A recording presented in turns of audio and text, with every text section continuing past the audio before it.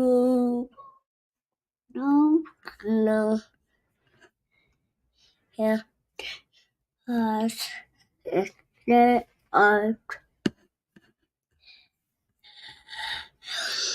Welcome to the MasterMind Library. They call me Ferdinand, the bringer of balance, leader of many disciplines, and your host of the MasterMind Library, the home of the MasterMind Book Club on FHTII.com. And today we've got Trigger and we've got Sincere here with us. And as y'all know, on episode 64, we're reading from The Science of Mind by Ernest Holmes. And the chapter that we're in today is called The Perfect Whole. So this has been some very, very valuable information that we've been learning from The Science of Mind. It's been helping us have that bridge that we need of quantum physics, of... You all right over there? Okay. That bridge that we need of spirituality and quantum physics, that bridge that we need of understanding spirit, soul, body, of understanding trinities and understanding dualities and understanding the one mind, right? So this is what we've been learning from The Science of Mind so far. So today, as y'all know, we are, like I was saying, we're in The Perfect Whole. So let's go ahead and move to the page that we need to be on. All right. The Perfect Whole. Daddy, I take those. That's it. You want some potatoes? Yes. What's that, buddy? You want to do some reading? Okay. Well, I'm going to be teaching you how to read. So you'll be able to do some reading very soon. But we got to make this a little bit bigger so everybody else can see it. All right. So let's do that. Do that. The Perfect Whole. 42.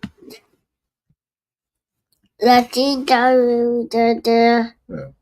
You're doing good. Okay. Dada. Yes.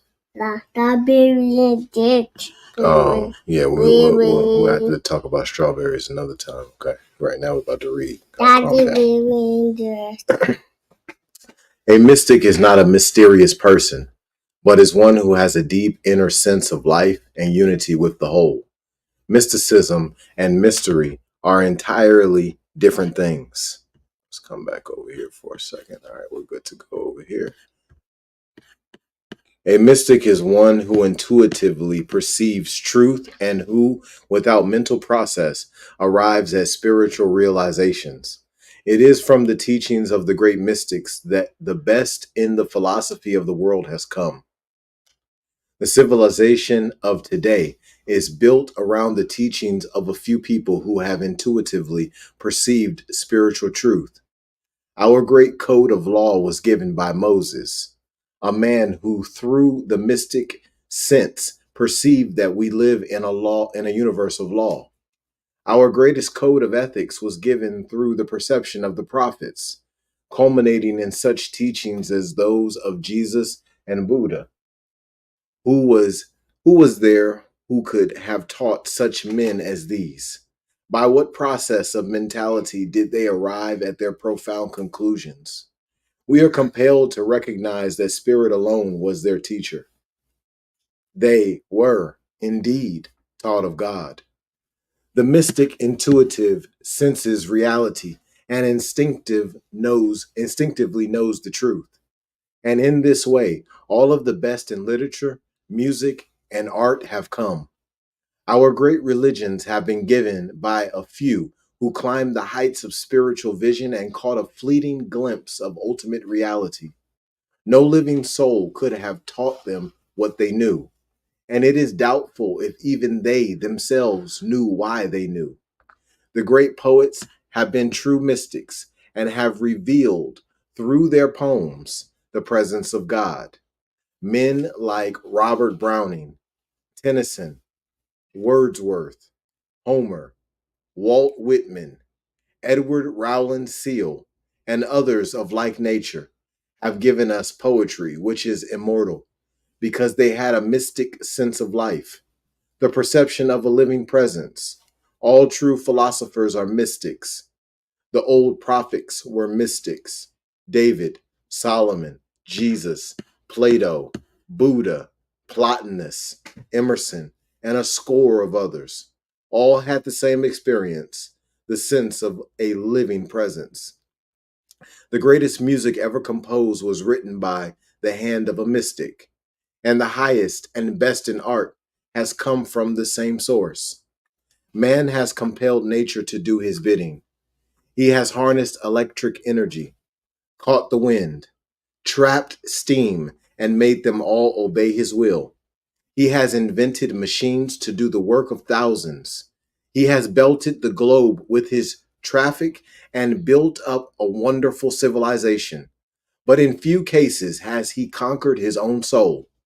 The highest and best we have in civilization is the result of the mystic sense, which has been perceived by a few in each age. All that modern appliances and inventions give us in the way of comfort and luxury, good and necessary as they are, may be counted as nothing compared to the teachings of Jesus.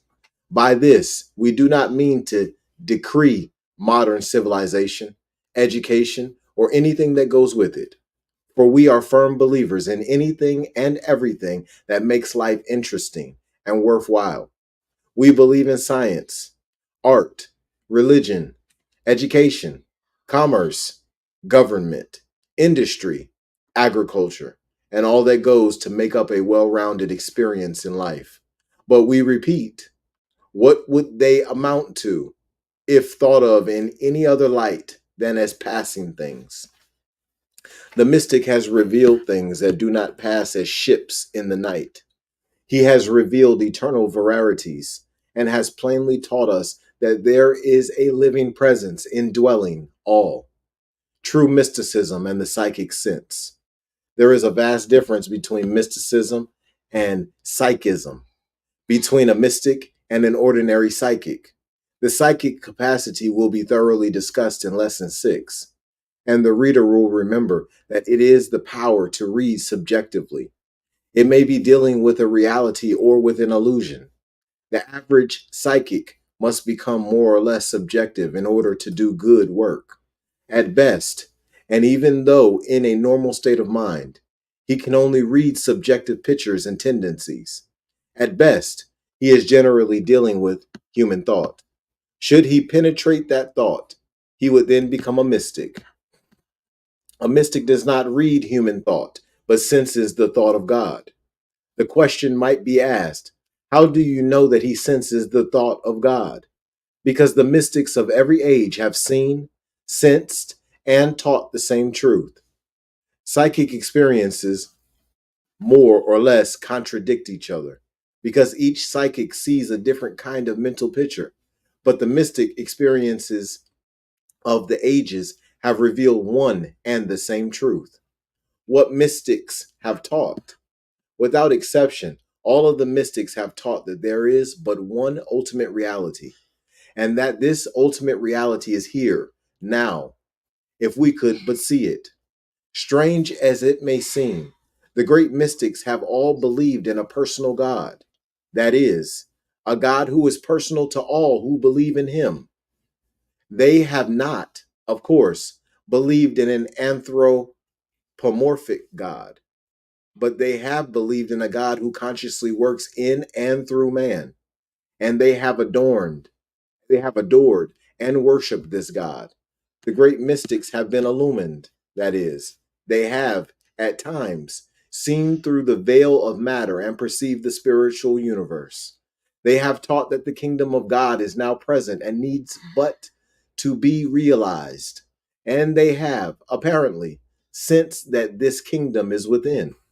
A psychic sees only through his own subjective mentality. Consequently, everything that he looks at is more or less colored by the vibration of his own thought. He is subject to hallucinations and false impressions of every description. This is why, generally speaking, no two psychics ever see the same thing. Mystics have all seen the same thing, and their testimony is in no way confusing. This is because the spirit within them has borne witness to the truth. No ultimate evil. One of the most illuminating things that mysticism has revealed is that evil is not an ultimate reality. Evil is simply an experience of the soul on its journey toward reality. It is not an entity, but an experience necessary to self-unfoldment. It is not a thing of itself, but simply a misuse of power. It will disappear when we stop looking at it or believing in it. We cannot stop believing in it as long as we indulge in it. So the mystic has always taught the race to turn from evil and do good. Ultimate salvation of all. The mystics have taught the ultimate salvation of all people and the immortality of every soul. Indeed, they have taught that immortality is here and now. If we would but wake to the fact. Beloved, now are we the sons of God. Since each soul is some part of the whole, it is impossible that any soul can be lost. God is not the God of the dead, but of the living. Damnation has been as foreign to the thought of the mystic as any belief in evil must be to the mind of God. Freedom from burden. The great mystics have taught that man should have no burdens and would have none if he turned to the one. Come unto me, all ye that labor and are heavy laden, and I will give you rest. As Jesus must have known that it would be impossible for all men to come unto him as a personality, he must have meant that we should come into his understanding of life and reality. That is, to come unto the great God. Someday, we will learn to lay our burdens on the altar of love, that they may be consumed by the fire of faith in the living spirit. Man would have no burdens if he kept his high watch toward the one. That is, if he always turned to God, unity of all. Jesus prayed that all might come to see the unity of life, that they may be one, even as we are one, was his prayer as he neared the completion of his great work on this planet. All mystics have sensed that we live in one life. For in him we live and move and have our being. The unity of good is a revelation of the greatest importance, for it teaches us that we are one with the whole and one with each other. This realization alone will settle the question of human inequality. The real fatherhood of good and the actual brotherhood of man will be made apparent on earth to the degree that men realize true unity. Realization of individuality.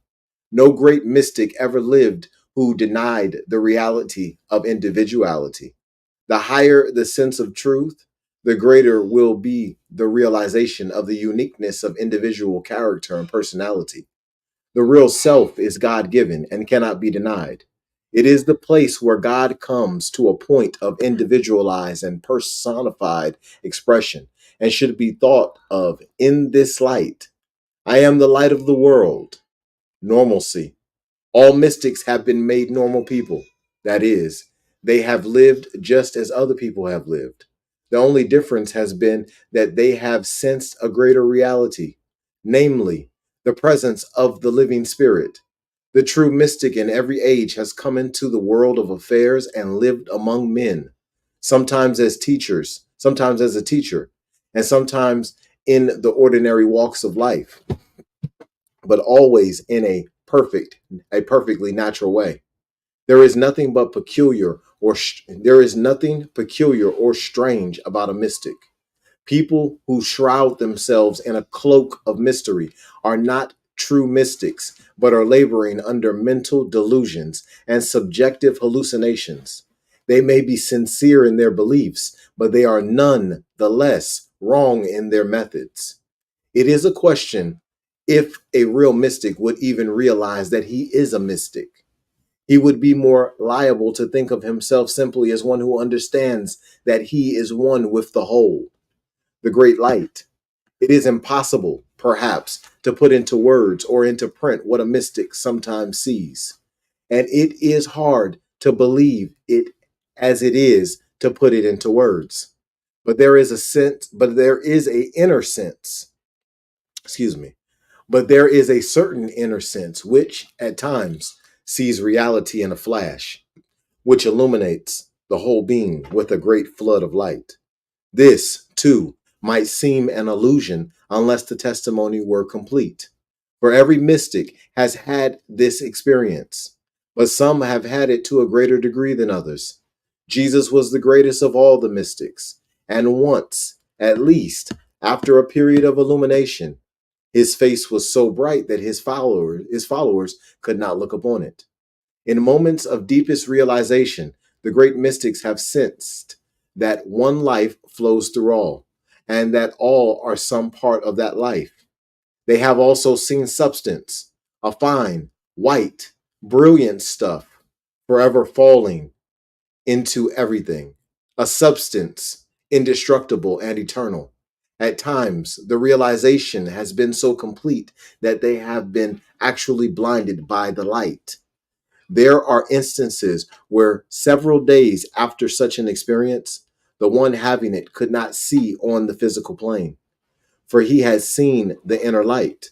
Remember, all this takes place when in a perfectly normal state of mind and has nothing whatever to do with the psychic state. It is not an illusion, but a reality. And it is during these periods that real revelation comes. Perhaps a good illustration would be to suppose a large group of people in a room together, but unaware of each other's presence. Each is busy with his own personal affairs. We will suppose the place to be dark and that someone comes in and takes a flashlight picture of the room and its occupants. Should this picture be shown to anyone who was in the room before it was taken, it might be hard for him to believe that all of the objects in the picture were actually in the room. This is, of course, a poor analogy, but it does serve to elucidate a point. In flashes of illumination, the inspired have seen into the very center of reality and have brought back with them a picture of what they have seen and felt. Again, we know that has not been an illusion or simply a subjective hallucination, for each age has had its mystics, and every age has produced the same results. All have seen the same thing. The testimony is complete and the evidence is certain. What mystics have taught about the individual, all of the great mystics have taught practically the same thing. They have all agreed that the soul is on the pathway of experience, that is, of self discovery, and that it is on its way to its Father's house, and that every soul will ultimately reach its heavenly home. They have taught the divinity to man. Drink, drink. I have said, ye are gods, and all of you are children of the Most High.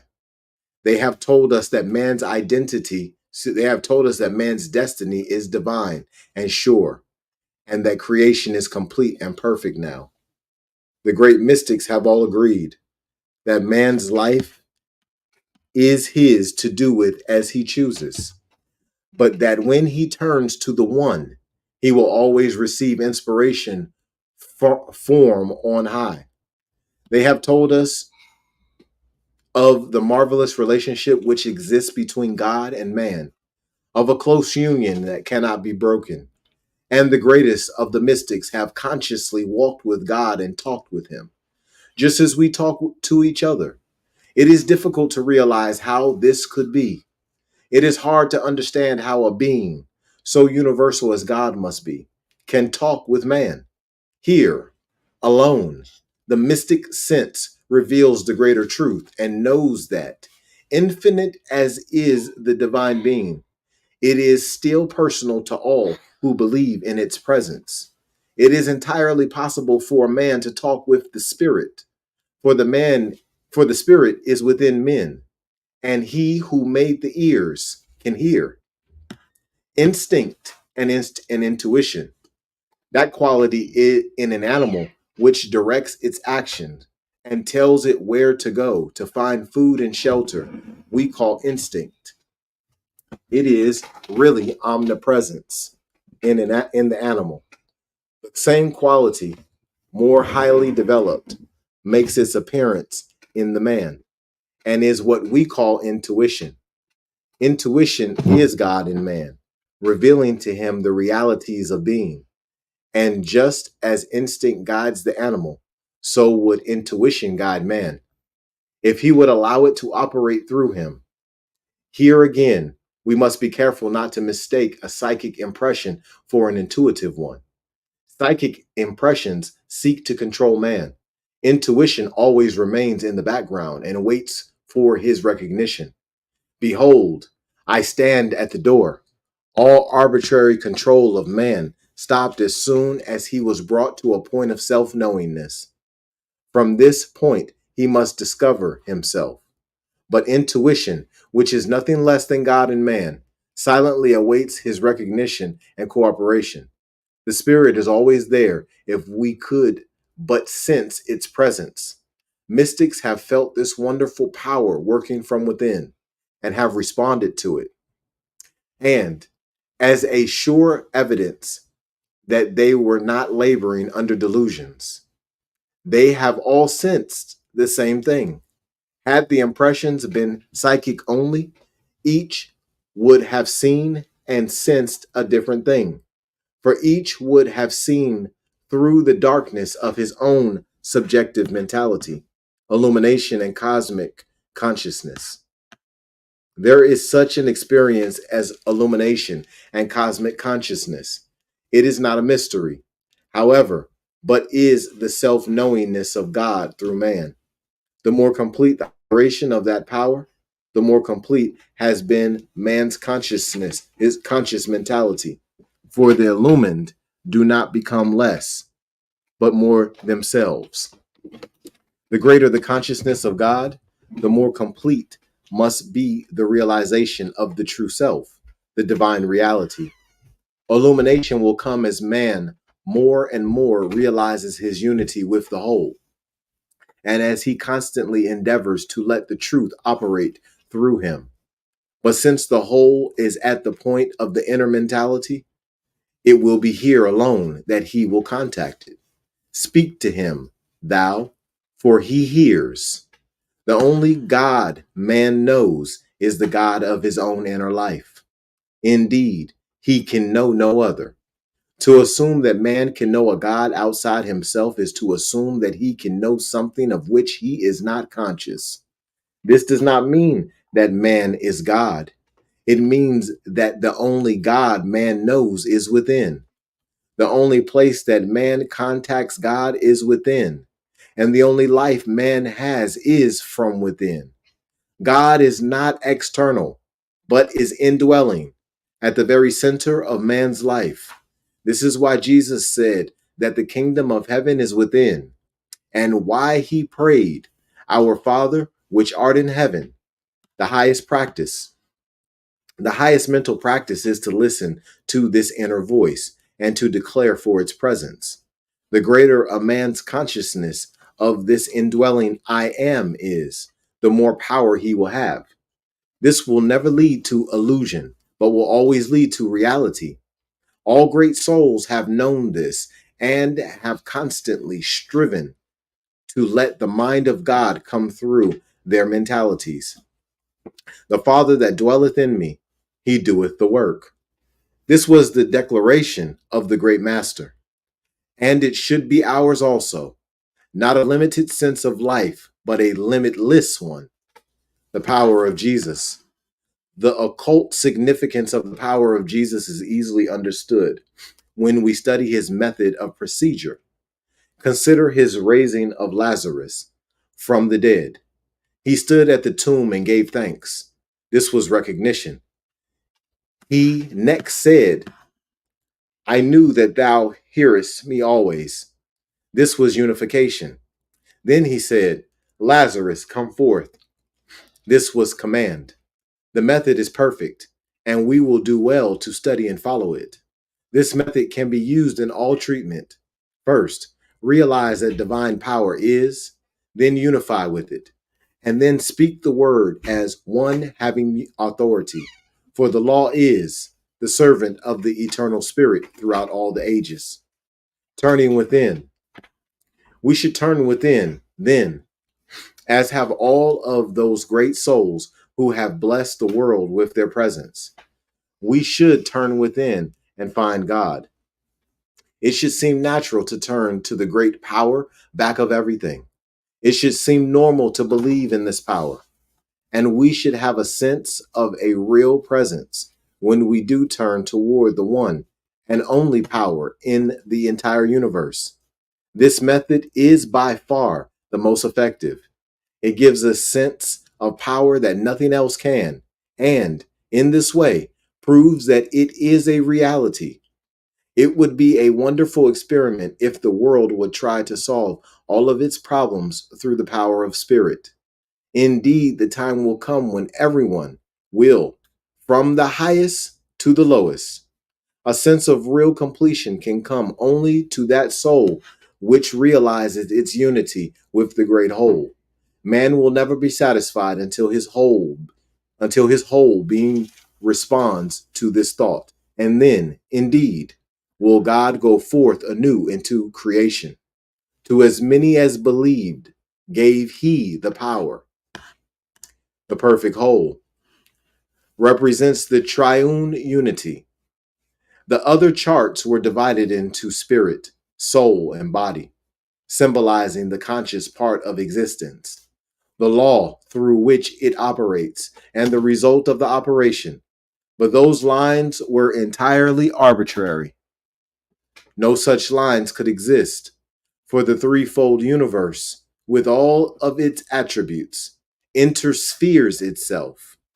We find the spirit or conscious mind, the soul or subconscious mind, and the body, which is the manifestation of the union of spirit and soul, simultaneously present at every point.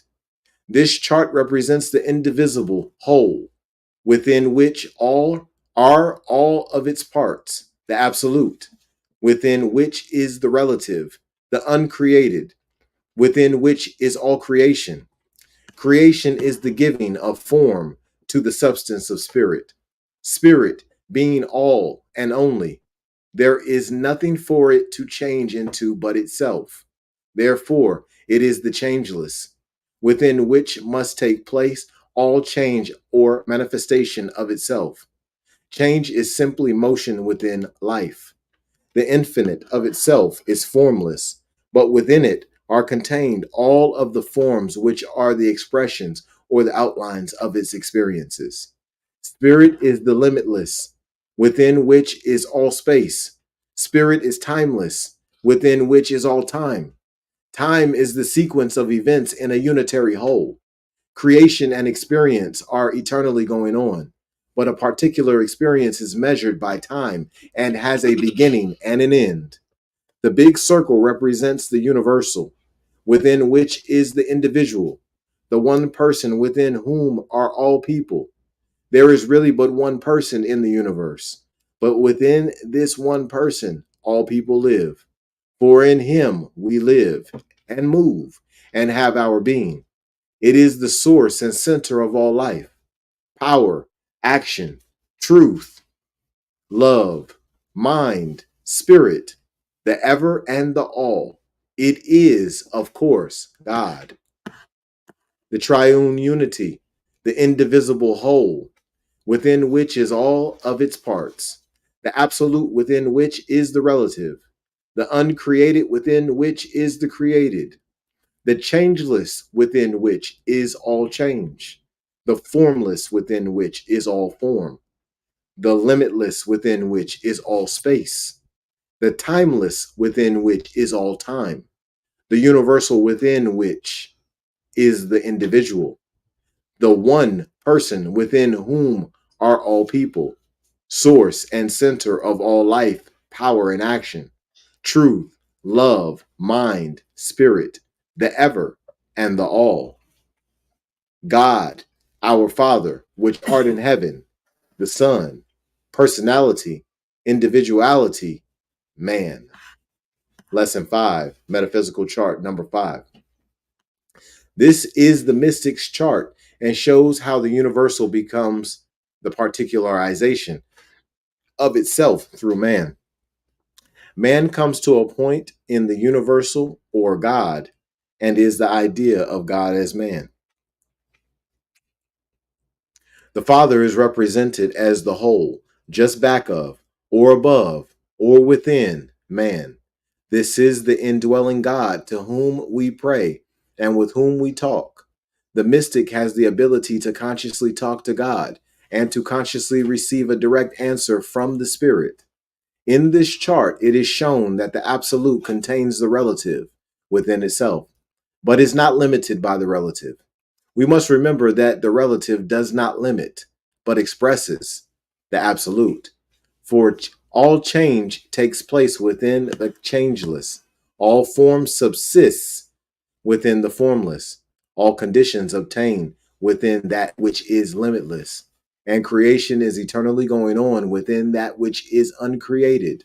All are activities of the one mind and spirit of God. All people come to a point of individuality within that which is universal. Individuality. The point within the big circle represents the personality and individuality of man, indicating that he is a center in the divine mind or God. Man is the personification of the infinite life. And so we place just above this point and on the inside of it, the sun. And just above this, with no line to divide them, are written the words, Our Father, which art in heaven, taken from the Lord's Prayer. There is no difference between God, the absolute, which is our Father in heaven, and the Son, so far as actual being is concerned. The Son is simply a point where God recognizes himself as personality or individualized being. It is within that we find the unity of God and man. There is no separation. Man, having his existence in the unitary whole, which is indivisible, is compelled to accept the fact that his life is God or spirit. But to say that man is God, which is equivalent to saying that any part equals the whole, is to contradict logic and reason and limit the limitless idea. It is enough to say that we are at one with the whole. It is both within and without. In perhaps a more liberal sense, we could say man is in God, immersed in God, saturated with God. God permeates all life. And in man, we find that this infinite mind or intelligence comes to a point of individualized self-consciousness. Theoretically, we believe that the personality which we possess is on the pathway of self-discovery, for everything bears witness to this belief. As fast as we discover any truth, it is there to use. We never create truth, we discover and use it. We believe, then, that as man continuously unfolds his personality, he will find latent capacities of which he has never dreamed. Further evolution.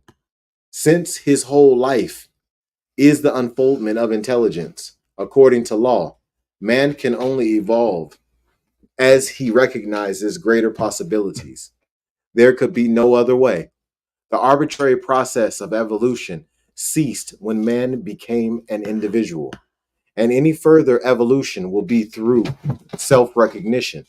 But back of him is the whole of life surging to express itself. This is what is known as the divine urge.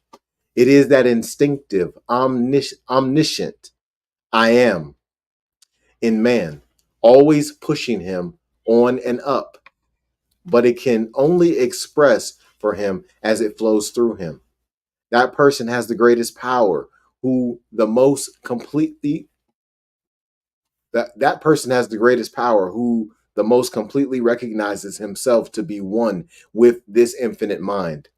That is why Jesus said, I speak not of myself.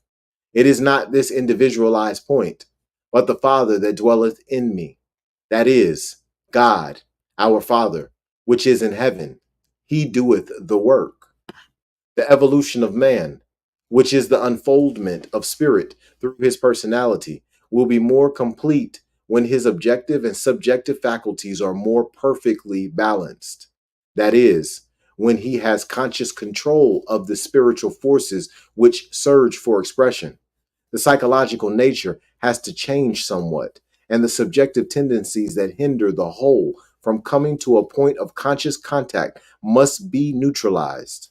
This would produce illumination or the consciousness of the unity within the whole. In treatment, we work until we penetrate the false thought within and break through the reality. There is no limitation either in infinite intelligence or in infinite law.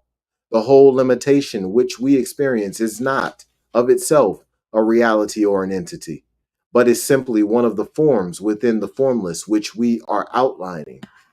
The truth is known. Our conscious intelligence is as much of life as we understand. We have stopped looking for the spirit because we have found it. It is what you are, and it is what I am. We could not be anything else if we tried. The thing that we look with is the thing that we have been looking for. That is why it is written, I have said, ye are gods, and all of you are children of the Most High. We have stopped looking for the law. We have found it. In the universe, we call it the universal subjectivity or soul. In our own experience, we call it the subjective state of our thought, which is our individual use of universal law. We have found the law and demonstrated it. We find that both law and the spirit are limitless. What is it that we need for a greater freedom? Nothing but a greater realization of what we already know. We should never hesitate to say that we know the truth, because we do. For the realization of the unity of God and man is the truth. We simply need a greater realization of this. How are we to get it? Only by penetrating deeper and yet deeper into our own divine nature, pushing farther and farther back into the infinite. Where are we to do that? There is no place except within that we can do that. Who is to do it for us? No one. No one can. People can heal us. They can set the law in motion for us and help us to become prosperous. That is good and helpful. But the evolution of the individual, the unfoldment of personality, the enlightenment of the soul, the illumination of the spirit can come only to the degree that the individual himself purposes to let life operate through him. Let this mind be in you, which was also in Christ Jesus. This is the mind of God, the only mind, the supreme intelligence of the universe. The answer is in man. The answer to every question is within man, because man is within spirit, and spirit is an indivisible whole. The solution to every problem is within man. The healing of all disease is within man. The forgiveness of all sin is within man. The raising of the dead is within man. Heaven is within man. That is why Jesus prayed to this indwelling, I am, and said, Our Father, which art in heaven. He also said, The kingdom of God is within you. Each of us then represents the whole. How should we feel toward the whole? In the old order, we thought of the whole as a sort of mandatory power, an autocratic government, an arbitrary God, sending some to heaven and some to hell, and all for his glory. Now we are much more enlightened and we realize that there can be no such a divine being. We have meditated upon the vastness of the universe of law, and we have said, God is law, and there is a divine principle which is good. In the new order, we are liable to fall into as great an error as the old thought fell into, unless we go much deeper than thinking of God simply as principle. God is more than law or principle. God is the infinite spirit, the limitless conscious life of the universe, the one infinite person within whom all people live. The law is simply a force. God, infinite personality. God or spirit is supreme, infinite, limitless personality. And we should think of the divine being as such, as completely responsive to everything we do. There should come to us a sense of communion, a spontaneous sense of irresistible union. If we had that, we would demonstrate instantaneously. An evolved soul is always a worshiper of God. He worships God in everything, for God is in everything. God not only is in everything, but he is more than everything he is in. Ye are the light of the world. That is, God in us. All that we are is God, yet God is more than all we are. The nearer consciousness gets to the truth, the more cosmic sweep it has, the more power it has. Angels wait upon individuals who perceive cosmic purposes and powers because the whole is crowding forth into expression. Let a man recognize a cosmic purpose, which is the expression of life, truth, and love. Let his thought vibrate to the higher and grander realization of life, and see how, automatically, he becomes more powerful. The process of healing and demonstration is, at first, mechanical and scientific. Then the fire of spirit is added to make it real. One is technique, and the other is the pulsating life and glow. We need the recognition of love, coupled with a scientific understanding of what we are doing. Thoughts are things, and diseases are the direct result of specific thoughts somewhere in consciousness. Poverty is the direct result of a subjective state of thought which binds. Unity, all manifestation of life, is from and and invisible to a visible plane. And it is a silent, effortless process of spiritual realization. We must unify in our own mentalities with pure spirit. To each of us, individually, God or spirit is the supreme personality of the universe, the supreme personality of that which we ourselves are. It is only as the relationship of the individual to this deity becomes enlarged that he has a consciousness of power. There should always be a recognition in treatment of the absolute unity of God and man, the oneness, inseparability, indivisibility, changelessness, God as the big circle and man as the little circle. Man is in God and God is in man, just as a drop of water is in the ocean, while the ocean is in the drop of water. This is the recognition Jesus had when he said, I and my Father are one. There is a perfect union. And to the degree that we are conscious of this union, we incorporate this consciousness into our word. And our word has just as much power as we put in it, no more and no less. Within this infinite mind, each individual exists, not as a separated, but as a separate entity. We are a point in universal consciousness, which is God, and God is our life, spirit, mind, and intelligence. We are not separated from life, neither is it separated from us, but we are separate entities in it, individualized centers of God's consciousness. We came from life and are in life, so we are one with life. And we know that this instinctive life within, which has brought us to the point of self recognition, still knows in us the reason for all things, the purpose underlying all things. And we know that there is nothing in us of fear, doubt, or confusion which can hinder the flow of reality to the point of our recognition. We are guided daily by divine intelligence into paths of peace, wherein the soul recognizes its source and meets it in joyful union, in complete at one ment. Hold to the good, such is the power of clear thought, that it penetrates things. It removes obstructions, the reason being that there is nothing but consciousness, Nothing but mind. The only instrument of mind is idea. See with perfect clearness and never become discouraged nor overcome by a sense of limitation. Know this, that the truth with which you are dealing is absolute. All of good, all of truth, all there is at the point of man's recognition. And every time you give a treatment, and all the way through it, keep bringing this back to your remembrance. Never struggle. Say, there is nothing to struggle over. Everything is mine by divine right. Infinite intelligence is my intelligence.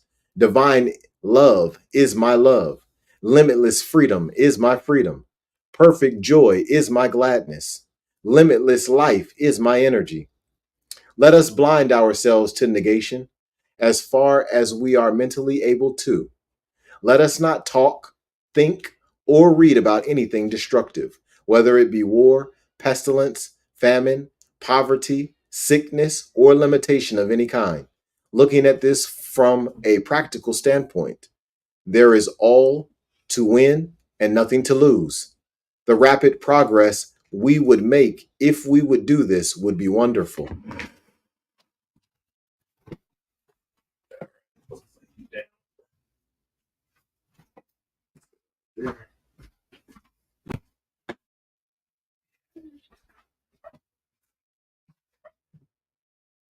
Move your feet back. Move your feet back. Yes, Boo Boo. Are we gonna be done? No. Relax and listen. There's a lesson here for you to learn. You're going to need it in the years to come. So every day that I'm reading, you make sure you're listening. Okay?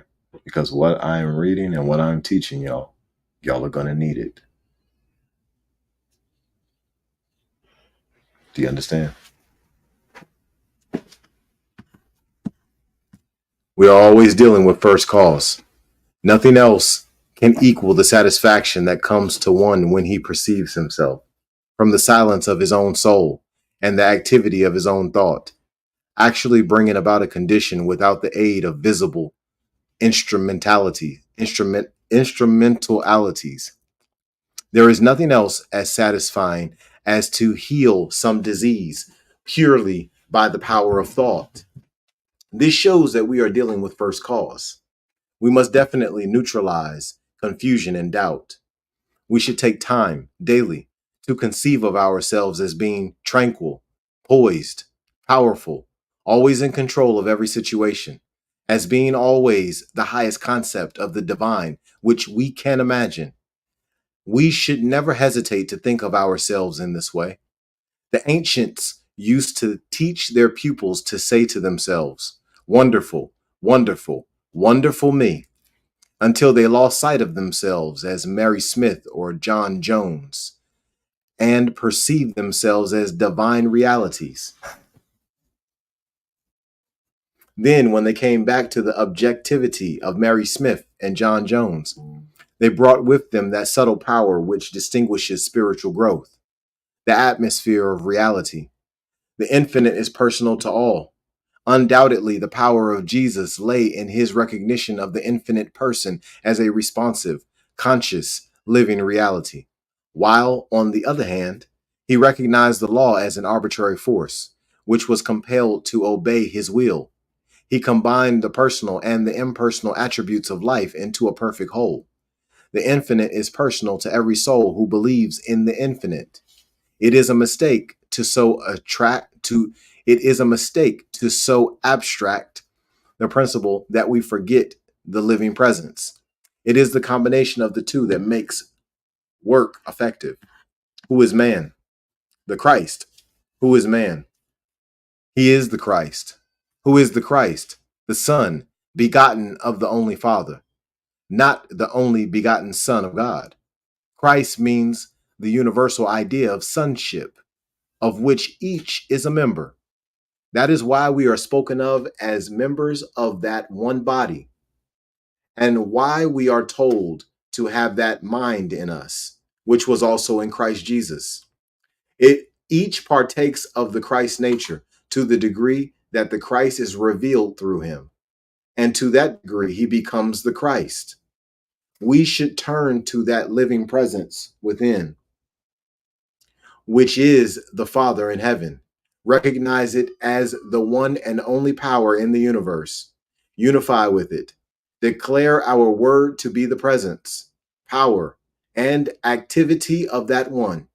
And speak the word as we believed it, because the law is the servant of the Spirit. If we could stand aside and let the one perfect life flow through us, we could not help healing people. This is the highest form of healing. We have gone through all of our abstract processes of reasoning and have found out what the law is and how it works. Now we can forget all about it and know that there is nothing but the word. The law will be working automatically. We must forget everything else and let our word be spoken with a deep inner realization of love, beauty, peace, poise, power, and of the great presence of life at the point of our own consciousness. Realization.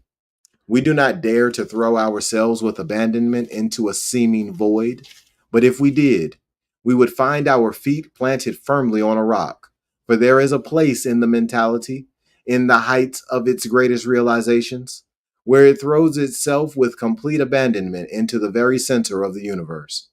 There is a point in the supreme moment of realization where the individual merges with the universe, but not to the loss of his individuality, where a sense of the oneness of all life so enters his being that there is no sense of otherness. It is here that the mentality performs seeming miracles, because there is nothing to hinder the whole from coming through. We can do this only by providing the great mental equivalence of life, by dwelling and meditating upon the immensity of life, and yet as vast as immense, as limitless as it is, the whole of it is brought to the point of our own consciousness.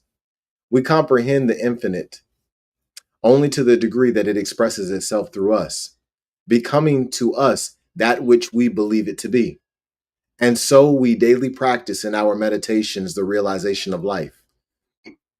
In infinite, indwelling spirit within me, Almighty God within me, perfect peace within me, complete satisfaction within me, real substance within me, that which is the truth within me. I am the truth, Jesus said. He said, I am the way, I am the life. No man cometh unto the Father but by me. How true it is. We cannot come unto the Father, which art in heaven, except through our own nature. Right here, through our own nature, is the gateway and the path that gradually leads to illumination, to realization, to inspiration, to the intuitive perception of everything. The highest faculty in man is intuition, and it comes to a point sometimes where, with no process of reasoning at all, he realizes the truth intuitively. So we should daily meditate, particularly if we are practicing right along. Meditation. Any practitioner should take a certain time every day to meditate within himself, to realize that the words which he speaks are the words of truth. Being the words of truth, they cannot fail to be fulfilled. They are a law unto themselves within the great law. They know themselves to be what they are. They are immutable, irresistible, unassailable. They are eternal and complete, having intelligence, knowledge, and understanding within themselves. Every treatment must be a complete thing within itself. It is an unqualified statement of being and pays no attention to appearances. If it did, it would not be efficacious. It rises above all appearance and may contradict every experience the human race has ever had, but it is real just the same. The treatment begins and ends within the mentality of the one giving it, and the demonstration takes place within the mentality of the one giving it. And to the degree that it does take place there, it is a good treatment and will be a good demonstration. If you have a patient who says, I am sick, and you are able to neutralize your belief of that man as being sick, or any man as being sick, and can see him perfect, he will come to you and say, I am healed. The practitioner must know within himself. He never thinks of projecting his thought, sending it out, or holding it. He simply takes the whole condition and brings it into the great realization of life. Declare, perfect life within me, God within me, spirit within me, good within me, almightiness within me, loving intelligence within me, peace, poise, power, happiness, joy within me, life, truth, and love within me, omniscient, instinctive I am within me, Almighty God within me. It is not enough to say that God is. The concept must be brought home to the mentality of the individual and unified with it in order to have it expressed through him. If we need financial healing, we should say, infinite substance within me, infinite activity within me, flowing through me into everything I do, say, or think, quickening into action all those things that my mentality touches. Infinity and infinite activity within me, unerring, never mistaking, always doing the right thing at the right time, always knowing what to do, knowing how to do it, and doing it. Infinite executive power within me, the great executive, the great I am, the all knowing and all seeing, the all wise within me, infinite substance within me, forever expressing itself through me, infinite supply flowing through me and flowing to me, irresistible supply, unassailable supply, limitless. As you say this, stop and think of the things you want, seeing them as realities, much as one would look at pictures on the wall. Repeat, infinite substance within me, infinite supply flowing through me and to me, infinite activity around me and within me, infinite intelligence within me, directing me, guarding me, governing me, controlling me, the one and only within me and through me, that is, Almighty God within me. There is no other, or beside which there is none other. Infinite love within me, seeing all, knowing all, loving all, one in and through all. Carry this concept out until you see that you live in everybody and everybody lives in you. Then continue. Infinite one, comprehending, seeing, knowing, understanding, living in and including the all within me. Realize what this means. I am one with all people. There are no enemies. There is only the one in all and through all. If we would spend half the time making such affirmations that we spend complaining, finding fault, fussing, being sad and sorry for ourselves, we would soon be healed. Infinite wisdom within me. Stop and think what this means. The intelligence that operates through everything, visible and invisible. Infinite wisdom within me, infinite intelligence within me, infinite power within me.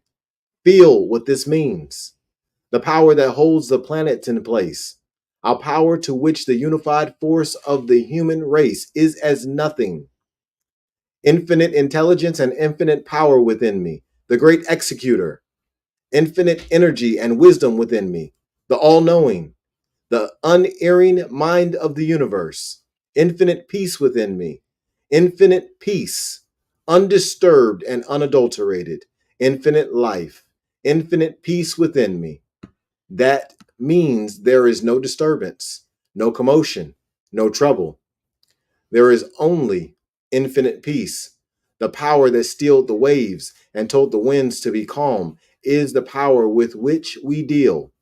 Infinite peace within me, infinite joy within me, the joy that causes the leaves of the trees to clap their hands. It is the joy that sings in the brook, the music of the spheres, the joy of the sense of completion, infinite joy within me, not somewhere else, but within me. It is the good which is urging itself forth through every act which we call human or humane. We see it in the hand that gives and in every human act. That is the infinite good that is within me, infinite everything, whatever the need may be. Meditate upon the abstract essence of the thing, then bring it to a concrete point within your own mentality and see that it means as it manifests, declaring that it is. The great teaching plainly shows the way to liberty and freedom. It is a pathway continuously unfolding from a limitless source to a limitless source. Arise, shine, for thy light is come. I am that I am. Note, read and study Cosmic Consciousness, Buck, 12 Lessons in Mysticism, Hopkins, The Impersonal Life and Creative Process in the Individual, T. Troward, Bible Mystery and Meaning, T. Troward, Sayings of Jesus, Red Letters Testament. And that concludes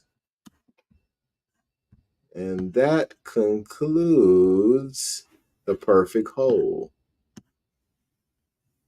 This is some powerful material, y'all. Telling y'all right now. And as y'all can see, this is why we do it. It's super, super important for the children to hear us read. And then for us to challenge the children to read to us. Soon, we're going to be reading from this one. This is an original copy. Okay. Copyright 1900 something, like 1901 or I believe. I forgot the exact year. But I used to read that book to my grandmother. My grandmother used to read that book to her children. She used to read other books to me. It's so important for us to carry on these traditions. Our children need to experience that. They need to experience us reading in love. Reading to give our children what they need in knowledge for the next challenge that they may face, whatever it may be. And how do we get through those? We activate the one mind. We activate spirit. We know thyself. We trust in thyself. We trust in spirit. We allow spirit to guide our path. This is the ancient way. And all you see here is a demonstration of someone who is showing the pathway forward. The pathway forward is very much so uncertain. Make no mistake about it. Very much so. But we have the opportunity to shape the pathway forward, to shape the future by making purposeful gestures of love, compassion, and empathy to our children, to those in our homes, to those in our communities, in our neighborhoods, in our countries, in our cities, in our states, throughout the globe, throughout the cosmos. We've got to work together. And we've got to make sure that we give the next generation what they need in knowledge. They don't need us to buy them a Mercedes. They don't need us to buy them Chipotle. They don't need any of this. They need knowledge. They need a seed planted, and then they need an environment that is conducive to growth, that nurtures growth. Being in that environment allows them to grow in that information as that information grows in them.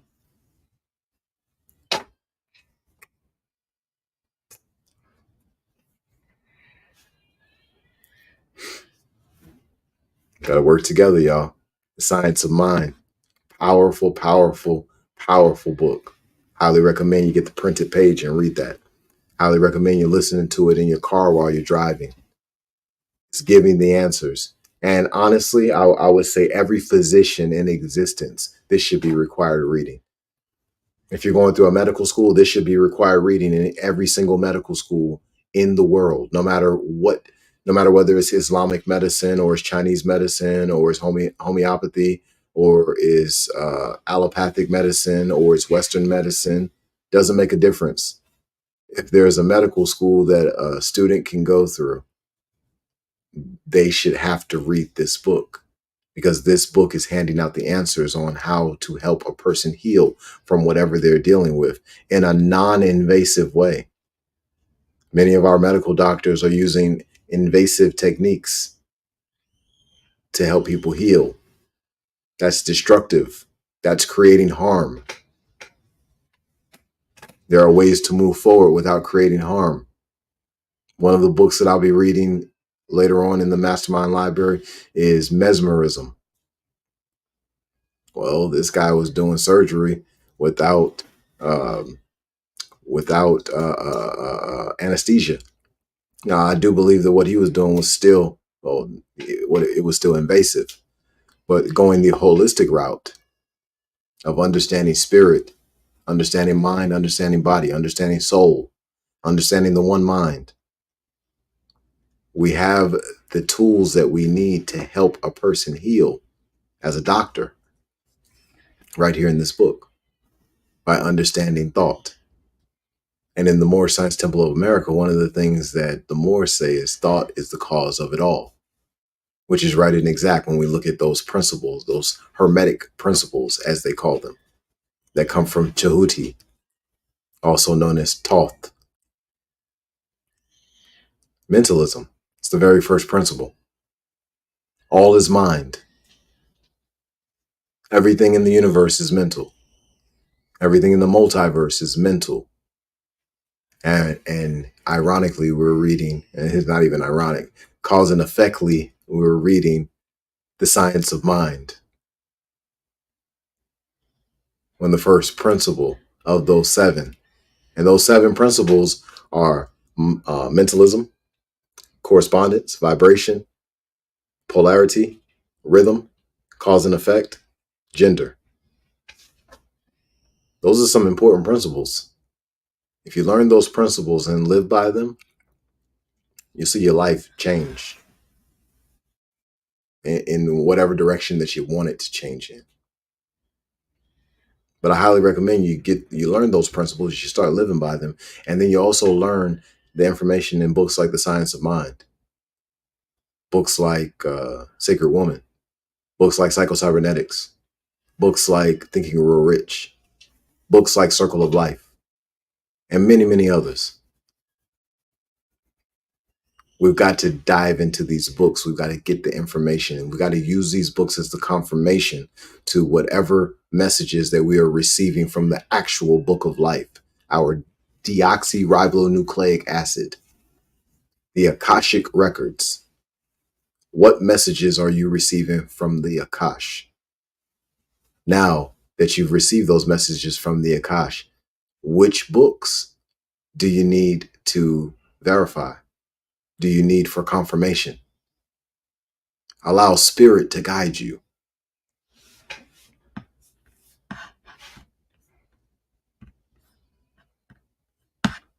Expose your gift.